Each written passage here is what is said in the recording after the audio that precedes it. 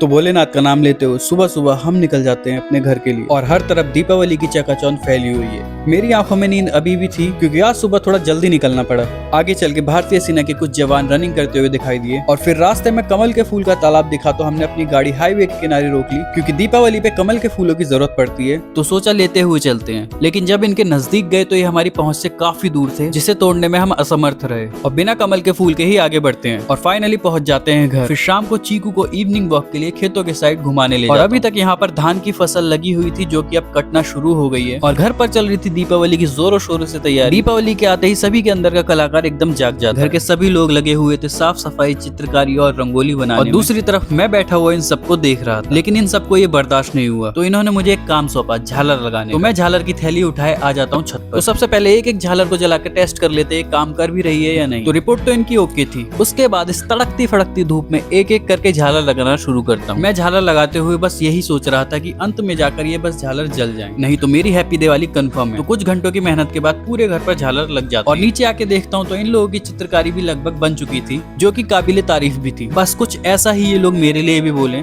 तो मैंने कुछ इस तरह से लगाई थी झालर। तो बस अब इंतजार था अंधेरा होने का और आखिरकार अंधेरा होते ही सभी झालर जल चुकी थी और ये है हमारे घर का दिवाली लुक। अभी के लिए इस व्लॉग में इतना ही। बाकी मेरी तरफ से सभी लोगों को हैप्पी दिवाली और please follow and subscribe the mountains भाई।